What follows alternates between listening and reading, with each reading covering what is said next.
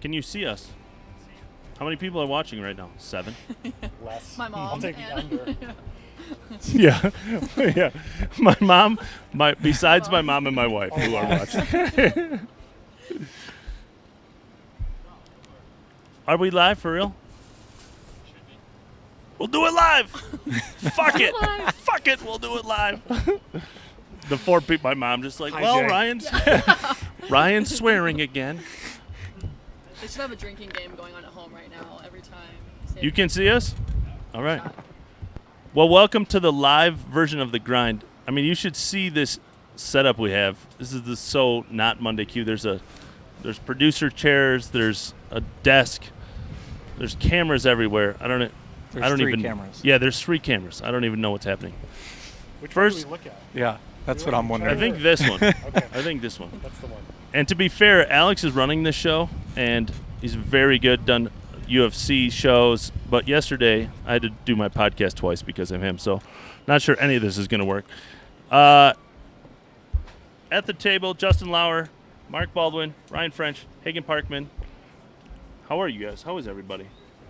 I'm good. How's I'm everyone so else? good. I feel so special sitting in this movie Yeah, set type this is chair. this is great. This might be the best day of my life. Yeah, Is your name on the back of it? Not yet. That's for next time. Yeah, we can't ask for much. Yeah. Justin, let's start with you after a great week. So let's go back to Friday. Okay. Obviously, most pros know the cut even before teeing off or mid-round. But obviously, you try not to think about the cut. But with 5 holes to Yeah. go, that's your only thought, I assume, because you're 4 out. Yeah. Yeah, pretty much. I mean, do you consciously, obviously, take some risks at that point? Justin, I mean, there's no point. To make double, it doesn't really matter. I did for sure. I mean, it went into Saturday morning with all the delays and that's everything. right. Sorry. Yeah. But yeah, I took some risks for sure coming down the stretch. I came back out that morning and I tried to be as aggressive as I could, and I wasn't hitting it well. I wasn't giving myself opportunities. I feel like I was hitting good putts and whatnot, but just not really making any. And then I made a bogey from the middle of the fairway with a 9-iron on number 3, I think, which was my 12th hole of that round, and I was pretty livid at that point, just because I knew what I needed to do going into it. And I thought the cut was going to be at 6 under, honestly. So I knew I dug myself an even deeper hole. But then I parred the next hole and then went on a little run there on 5, 6, 7, and 8. And it started with going for the green and 2 on 5. And I Is that something you probably wouldn't have done, Justin? No, I told myself I was going to be pretty aggressive all week, just because of the nature of the course and the nature of the event, with it being low scoring and whatnot. And I kind of got lucky, honestly. It kind of hopped over. There's a creek that runs short of the green, kind of perpendicular to the hole, and it hopped over the creek, and I had a lie and lipped out the chip. And then I hit it to 7 feet the next hole, made a 15-footer on 7, and then 2-putted from about 50 feet on 8 for birdie, and then 2-putted from about 50 feet again on 9 for par. So, like, take us to, at least ShotLink said it was like 3 feet 6 inches. Is that accurate, the last putt on No, your 18th? no, it was Okay. shorter. Okay. It was maybe 2 feet. I was going to say, if it was 3 feet, No. it's probably a long 3 feet when Yeah. you know it's for the cut. ShotLink was having some Wi-Fi. Yeah. Connectivity. Yeah. So, I mean, was it nice, Justin, to do, obviously it's nice to do that, but that it's Saturday and you could carry it over to the next round? Yeah, I mean, it was honestly, for the situation at hand, it was honestly a perfect kind of storm for everything. Even though there were 83 people that made the cut, it was a massive cut. We were already running against daylight and whatnot, and just time, because the winner of that tournament obviously has to get over to the British Open, so you have to have a Sunday finish, basically. You can't really go into Monday. We're working against Mother Nature, working against time and everything, and luckily I got a great pairing with Jim Canals. We were last off both rounds, and we were able to just kind of take our time, and it worked out really well. So, I mean, so I think before last week you were 152nd or something in FedEx points. Yeah. I mean, it has to be. I know you've had a ton of like mini tour wins, and you got your card on the Corn Ferry Tour, but something like this, if you can continue that momentum, could be like a huge factor in your career, right? I mean, people look at it and go, "Oh, it's a T8 at an opposite field event, whatever." But how it happened in 3 weeks, you could look back and go like, "Wow, that like kind of jump started my PGA Tour career," right? Yes, very much so. It could. I mean, you never know what's going to no, happen. we have obviously, no but idea what's going to happen. I mean, even like 10 minutes from now, you don't even know what's going to happen. But it's just it could literally be one of the best things that ever happened to me, just making that cut and turning it into what I turned it into. But as for my golf career, I actually just found out we're having a baby girl in December. Oh, so that might right. be the best thing I've ever happened. Breaking. So, thank you. Congratulations. You heard it here first. Wow. But Yeah. other than that, yeah. That's awesome, Justin. Thank What you. a week. When did you know that? So we've I mean, known, you've known for a while. we've known for a while, but we kind of made it public yesterday. So, Holy yeah. cow, Okay, I was what a gonna say, like, week. does your wife know you're breaking the news right now She- on yeah, the Grind she- podcast? She knows, yeah. She's watching the podcast. There's only like 6 What? people Dang it. watching, right? So, no, yeah, it should be fine. So, It should be fine. yeah. Wow. Um, Congrats, it's amazing. That's Thank you. awesome. So what a week you've had. Can I Yeah. jump in here? Yeah, you gotta use the mic. But I love how their mic. Can y'all get the mic? It's just straight up. Straight up. Just don't wanna. Well, I'm standing. So often, when you're playing out there, you see it probably more often than the typical viewer. But I've seen this a lot as well, and noticed in my game when you're coming down the stretch on that back nine, trying to hug the cut line, trying to get inside the cut line, especially when you're chasing it, you tend to hit some of the best shots of the first 2 days. Yes. And so, Ryan asked you if you play more aggressively, and you don't really change strategy so much, but is there a difference in feeling when you're standing over shots than early in the, first round, let's say? I would say feeling for sure. It's kind of like that sense of awareness going on. It's just like, hey, you need this. Like, and I don't know, excuse me, sometimes it happens where your focus goes up and you feel more calm over it, or you feel maybe a little more jittery over it than normal. I mean, it's golf. You feel every emotion possible when you're out there, whether you're in the lead, in 10th, in last, in like near the cut line. And the one thing that I've tried to really embrace is that I have trouble embracing at times, are nerves or pressure. It's a good thing if it's happening. And that's one thing I tend to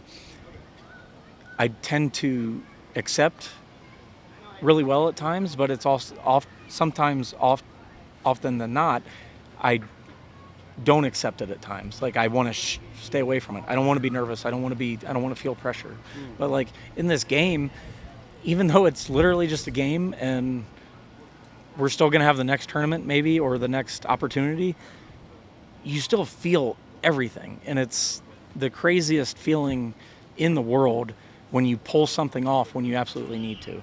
And I really don't know how to explain it, but like you said, it is a different feeling for sure. But do you think that feeling ever really goes away? I mean, this No. is like your livelihood, and it shows, I think, that you still have a passion and drive to do what you do. So while you say, I hope I don't feel it, it's kind of Yeah. almost like it shows how much you care. And do you really want that to go away? No, I like you say you want to, like you want to get so comfortable with it that it's not that feeling anymore. But I think in sports overall, I think in more reactionary sports, you don't really see it as much. But in our sport, we have so much downtime in between shots. Like, you're only hitting a shot for maybe, 45 minutes the whole day, and you're out there for 4 hours, 4.5, 5 sometimes, and you have 4 hours of downtime where your mind can just race in any direction. And that's the hardest part to deal with. And like, just, I don't think the feeling will ever go away. I don't want it to ever go away, because it's amazing when you actually pull something off and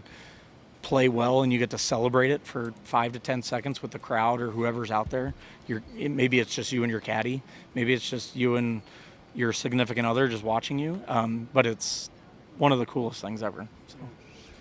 And I think too, what you're describing is there's this constant tug of war between wanting to not feel stress, being stressed all the time, and spending so much time waiting, being alone with our thoughts, and being stuck in that tug of war.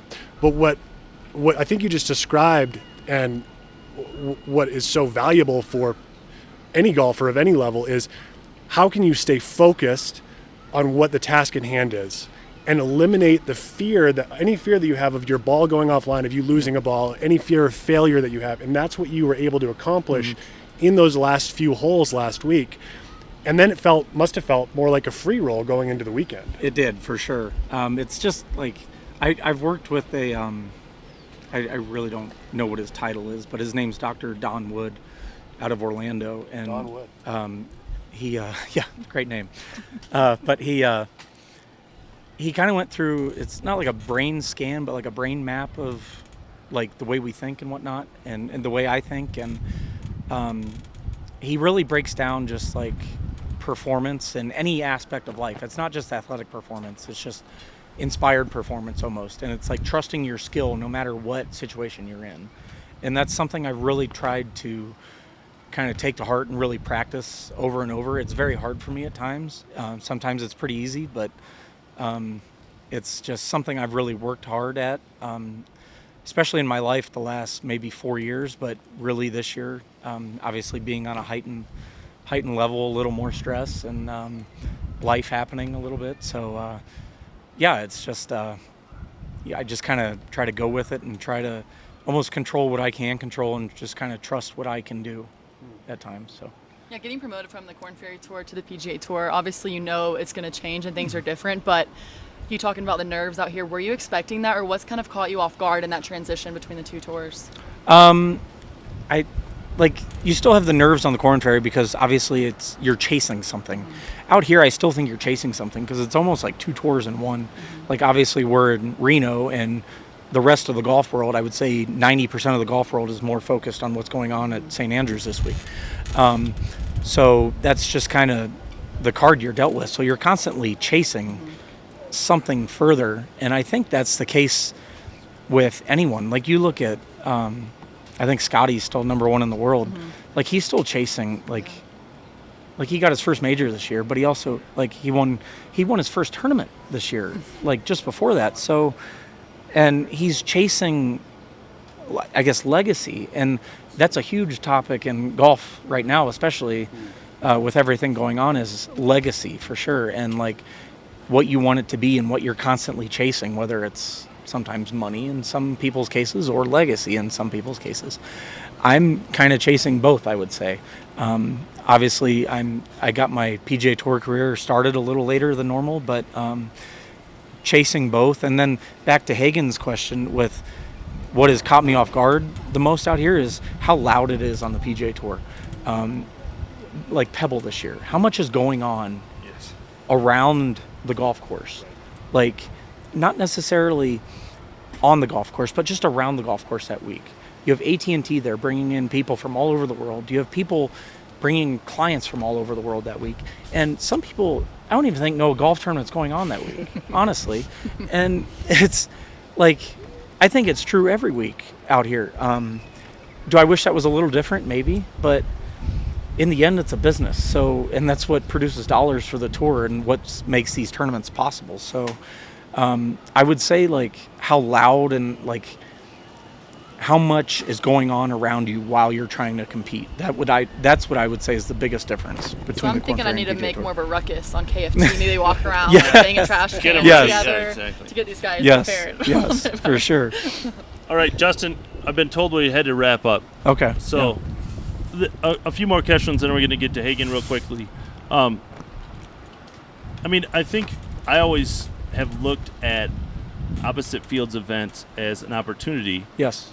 But also, the question is there even more pressure? Because you miss a cut at an opposite field event, everyone that makes the cut is going by you, basically, right? Like at a regular or a bigger PGA Tour event that you get in and you miss the cut, maybe 25% of the guys that make the cut have a chance to go by you. Here, almost everybody has a chance to go by you. Is there even more pressure at an opposite field instead of like an opportunity, it's kind of like, oh, everybody here is kind of in the same boat, and if I don't take advantage of it, everybody else is.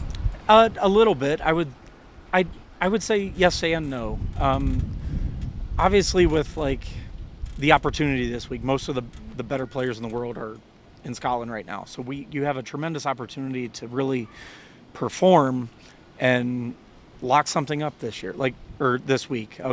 Like you've seen what the winner gets. The winner gets the rest of this year plus 2 more. You get the PGA, you get tournament champions. Like, so much happens when you win that people don't even realize.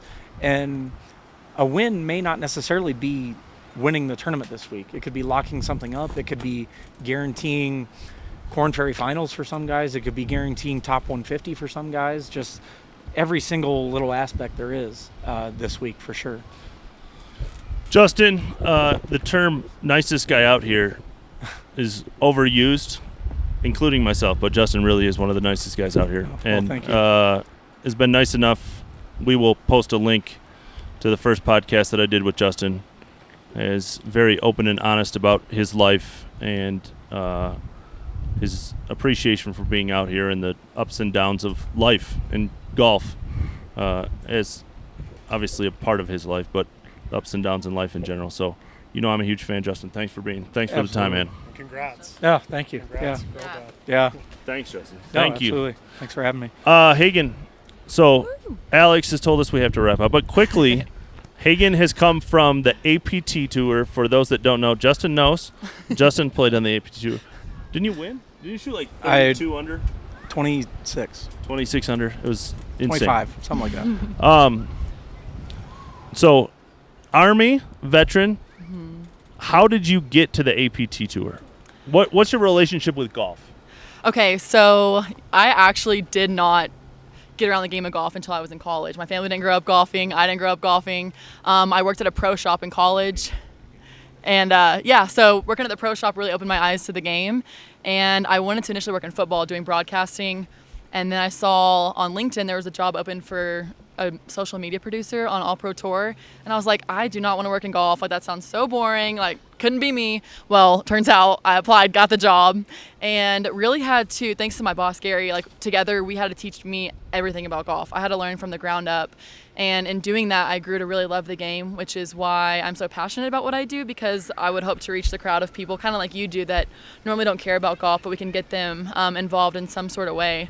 And so that's how I got involved initially, and then I did join the military, was active duty for a couple years, and then I'm reserve now, so I get to do both. So I started back with APT, got a job offer from the Korn Ferry Tour, and I get to work out here this week, so I'm just glad to be here.